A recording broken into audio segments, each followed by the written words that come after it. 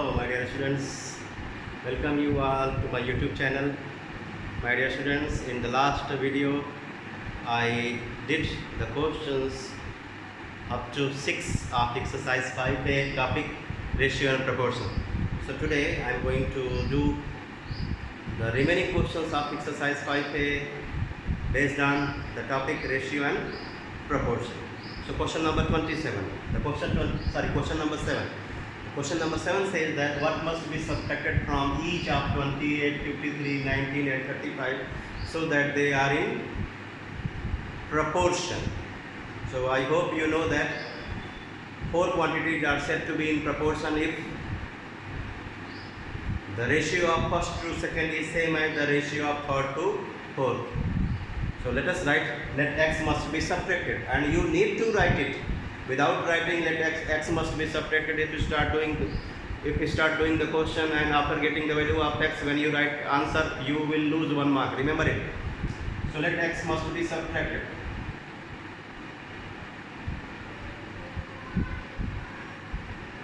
Let x must be subtracted. Therefore 28 minus x, 53 minus x, 19 minus x, 35 minus x are in proportion. Okay, are in proportion. Therefore 28 minus x upon 53 minus x is equal to 19 minus x upon 35 minus x. Do the cross multiplication. 28 minus x multiplied by 35 minus x is equal to 19 minus x multiplied by 53 minus x, and then 28 multiplied by 35 minus x multiplied by 35 minus x is equal to 19 multiplied by 53 minus x multiplied by 53 minus x. I hope you all are knowing how to do the multiplication. You are in class 10. I expect you to do this. So 28 into 35. Let's do 28 into 35. 5 8 ja 40, 3 8 ja 24, 3 8 ja 24, 3 2 ja 6 1 7. 5 8 ja 40, 5 2 ja 10 4 14, 3 8 ja 24, 3 2 ja 6, 980. So 980 minus 28x minus 35x plus x square is equal to 19 3 ja 57, 19 5 ja 90, 1000 minus 19x minus 53x plus x square cancel. So 980 minus 5 8 13, 3 2 5 63x is equal to 1007 minus 72x. So bring this term this side. So 72x minus 63x is equal to 1007 minus, this is 980 minus 980. So this becomes 9x and this is 27. This implies that x is equal to 3. Now you can write your answer because already you have written that let x must be subtracted. And if you don't write let x must be subtracted, then here at the bottom you have to write therefore 3 must be subtracted. So either you write here let x must be subtracted and get the value of x and write their answer, or if you don't write x must be subtracted, get the value of x and there after you write therefore 3 must be subtracted. Next question number 8. The question 8 has 2 parts. Find 2 numbers such that the mean proportion between them is 14 and the third proportion is 112. Mean proportion is 14 and third proportion is 112. We have to get 2 numbers such that the mean proportion between them is 14. We have to get 2 numbers such that the third proportion to them is 112. So I hope you know that in both the cases, mean proportional or third proportional, we need to have continued proportion. I hope you all remember. Continued proportion means 3 quantities A, B and C are said to be in continued proportion if A ratio B is equal to B ratio C, where B is called the mean between A and C is called the third to A and B. If you don't understand, I write it. A, B and C A, B, C are said to be in continued proportion if ratio of A to B is same as the ratio of B to C. In that case, B is called the mean proportion between A and C is called the third proportional to A and B. So let's write the two numbers B, A and B are X and Y. So let X and Y be required numbers. What? Let X and Y be required numbers. And then if X and Y are the required numbers, so what is this? This is mean proportion. Since right here, since 14 is mean proportional, therefore 14 is mean proportional between this and this. It means X ratio 14 is equal to 14 ratio Y. Then only you can say that 14 is mean between X and Y. So in that case, X upon 14 is equal to 14 upon Y. So what do you get? XY is equal to 196. Equation number 1. What about the second? Since 112 is third proportional to X and Y, therefore X ratio Y is equal to Y ratio 112. X ratio Y is equal to Y ratio 112. 112, here Y will be in between, because 112 is third proportional to X and Y, and here 14 is mean proportional between X and Y. Remember, you are considering the two numbers as X and Y, and 14 is in between X and Y, and third 112 is third to X and Y. Therefore X ratio Y is equal to Y ratio 112. So X upon Y is equal to Y upon 112. Y square is equal to 112 X. We have got two equations. Let us solve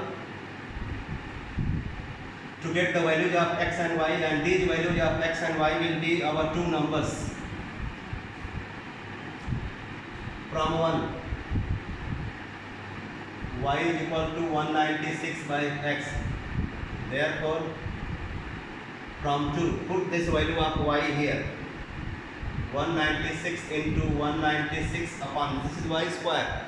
So 196 into 196 upon X into X, this is Y square, is equal to 112X. Do the cross multiplication. So 196 into 196 upon 112 is equal to X into X into X. Because you need to shift all the terms of F to one side and numericals to this side. So let's this becomes cube root. This becomes X cube, and here we need to simplify. 14 8 ja 112, 14 14 ja. Then 8 2 ja 4 2 ja 8, 4 2 ja 8, 4 4 ja 16, 4 9 ja 36, 2 7 ja 14. So we get X cube as 49 into 7 means 343. So X is equal to cube root of 343, which becomes 7. Therefore first number is 7 and second number you can put here. Therefore Y is equal to 196 upon 7.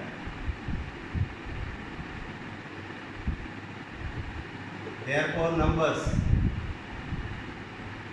7 and 28. Second part I hope you can do by the same process, that's why I don't do. I hope you can do it. Question number 9. We have two equations with us. P plus R equals to 2Q and 1 upon Q plus 1 upon S is equal to 2 upon R. With the help of these two equations, what we have to do, my dear students? With the help of these two equations, we have to get a new relation P by Q is equal to R by S to show P ratio Q is equal to R ratio S. P ratio Q is equal to R ratio S. So I will do this question by two process. Process 1.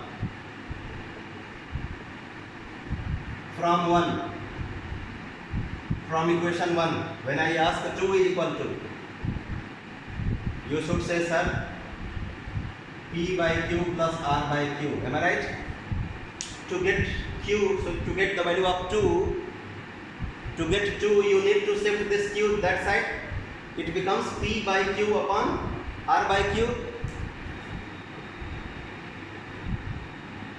From equation 2, get the value of 2. To get the value of 2, you are to make the subject 2, as I made here subject 2. So for that मुझे भेजना पड़ा Q को नीचे. Similarly, to make the subject 2, we need to send this R to this side. Means we need to multiply, and then when this R is multiplied by this one, we will get R by Q and R by S from equation 2. 2 is equal to R by Q plus R by S. What have I done? I have made 2 the subjects from both the equations. Keep it in mind. मैंने दोनों equation से 2 को subject बनाया है. Now I will be comparing. Since both the values are of 2, therefore we can say that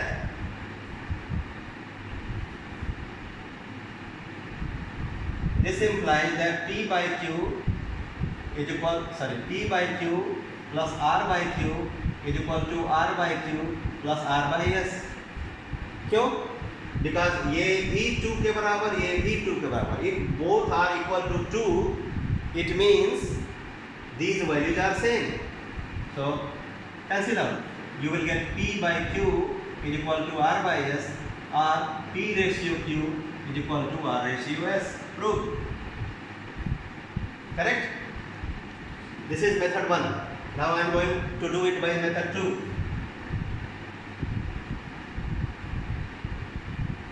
Second method. To get this result with the help of these 2 equations, I am going to start with equation 2.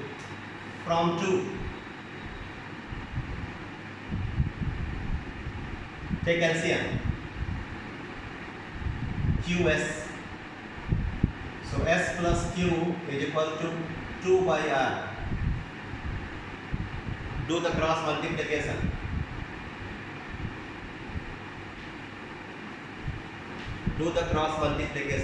You will get SR plus QR is equal to 2QS. Correct?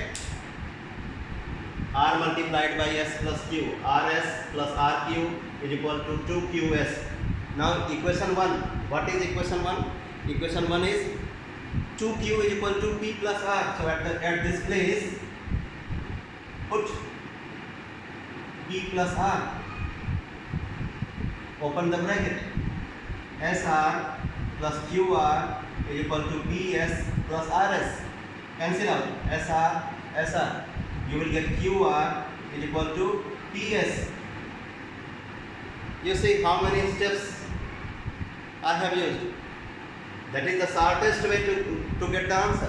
Come to QR is equal to PS. Then divide it by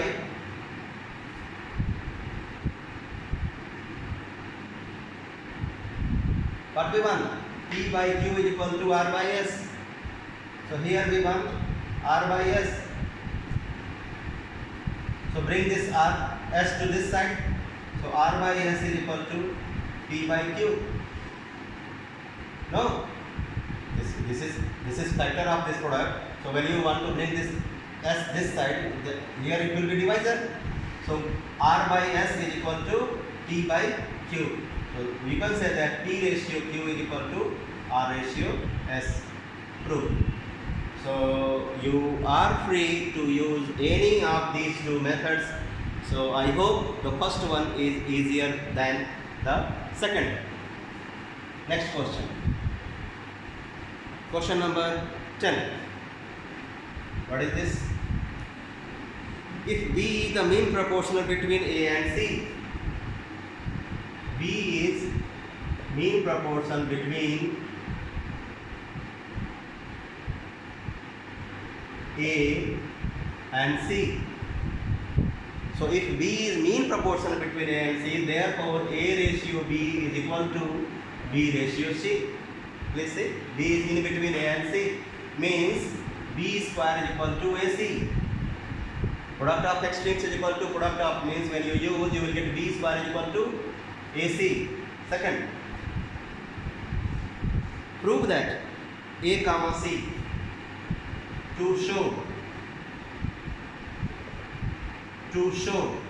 A comma C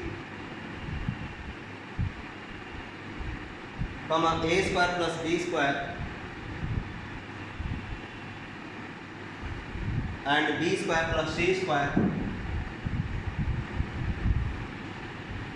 are in proportion. Correct? So I hope you remember 4 quantities are in proportion if the ratio of first to second is same as the ratio of third to fourth.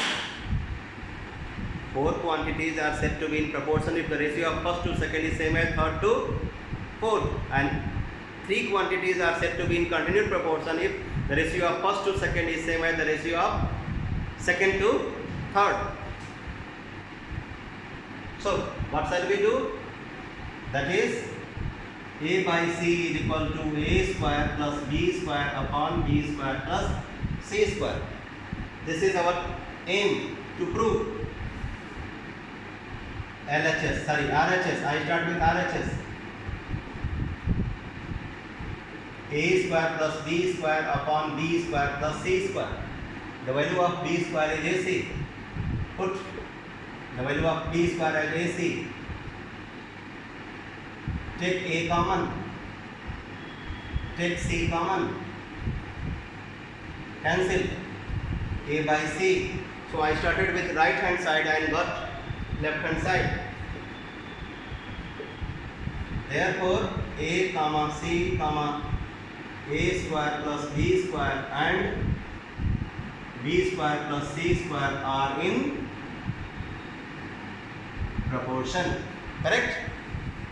Let's go to question number 11. What is that? X plus 7 is mean proportional given. Since X plus 7 is mean proportional between A square plus B square, no, between X plus 3 and X plus 12, therefore X plus 3 upon X plus 7 is equal to X plus 7 upon X plus 12. Have you got? How have I written? If X plus 7 is in between this and this, it means X plus 3 ratio X plus 7 is equal to X plus 7 ratio X plus 12. So X plus 3 multiplied by X plus 12 is equal to the square of X plus 7. Multiply it, you will get X square plus 12X plus 3X plus 36 is equal to X square plus 49 plus 14X. X square cancel. 15X plus 36 is equal to 14X plus 49. Then what will you do? You will collect the terms of X on one side. So 15X minus 14X is equal to 49 minus 36. So X is equal to 13. Question number 12. Given A square plus C square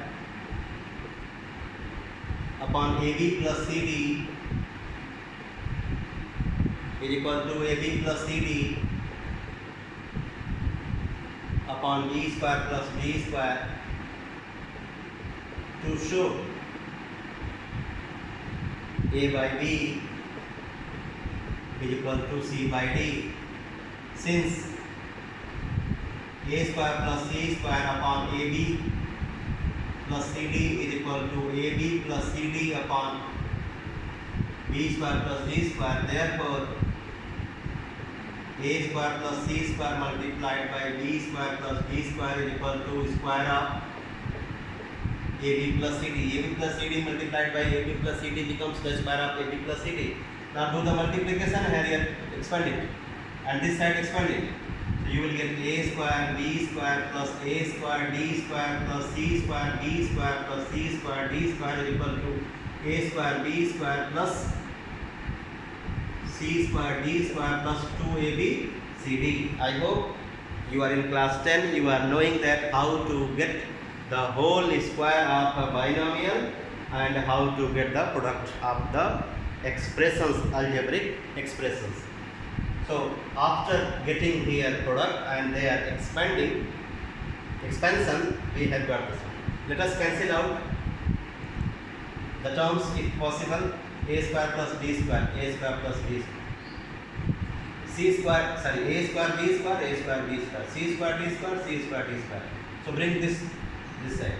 So we get A square D square plus C square B square minus 2ABCD equals to D. So observe this side carefully. You will find that this is a perfect square trinomial. AD, BC, 2ABCD. So we can write it as AD minus BC whole square is equal to 0. This is perfect square trinomial. It can be written as AD minus BC whole square. So if the square of a number is 0, definitely the number is 0. So this implies that AD minus BC is equal to 0 or AD is equal to BC. Not shifting of the terms. Bring B this side and shift this D that side. So A by B is equal to C by D, or A ratio B is equal to C ratio D. We have proved the result. What have we done? We have done the multiplication, cross multiplication, and at last we have got perfect square trinomial this side, which we wrote as AD minus BC whole square. Then we took the square root. After taking square root, we have got the result. Now I am going to tell you important properties which we will be using in doing the questions of 5B.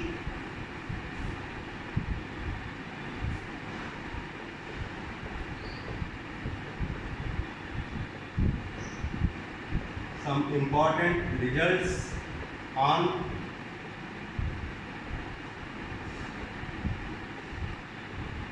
proportion. I start with inverted.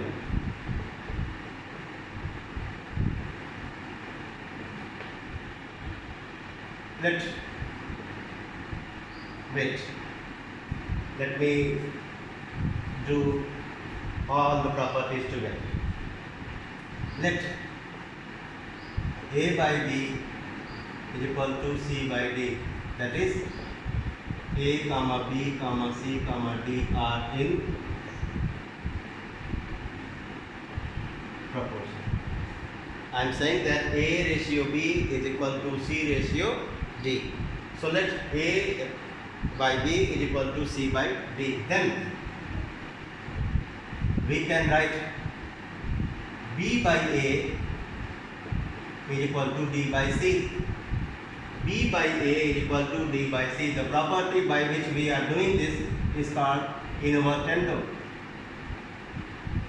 Means if we have two ratios equal, we have a proportion with two equal ratios, we have an equation with two equal fractions, two fractions, okay, then we can take the reciprocal of both the sides. So property by which we get the reciprocal of both the sides in this proportion is called invertendo. Then second, if A by B is equal to C by D, then we can write A minus B upon B is equal to C minus D upon D. A minus B upon B is equal to C minus D upon D. This property is called componendo. sorry, componendo is a plus b upon b. This property is called componendo. And if a minus b upon b is equal to c minus d upon d, this property is called dividendo. I mean, I am saying that if a by b is equal to c by d, if needed, we can write b by a is equal to c by d by mentioning the property invertendo. If a by b is equal to c by d, then we can write a plus b upon b is equal to a plus b upon b is equal to c plus d upon d. That property is called componendo. And another one, a minus b upon b is equal to c minus d upon d. That property is called dividendo. And if we use both the properties together, then that is called a plus b upon a minus b is equal to c plus d upon c minus d. So this is called componendo and dividendo. Componendo and dividendo. And the last one is if a by b is equal to c by d, then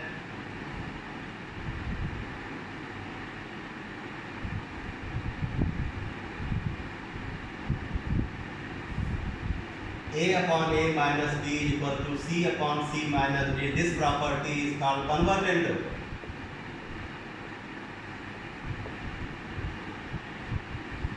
So one more property I forgot, and that is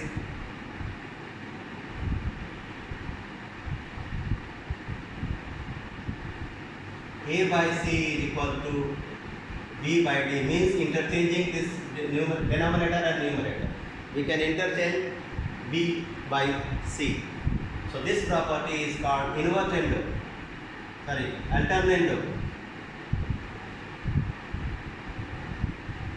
So we have studied invertendo, then componendo, dividendo, convertendo and alternando. All these properties we will be using in solving the questions of exercise 5b. So my dear students, wait for the new video to come. Bye.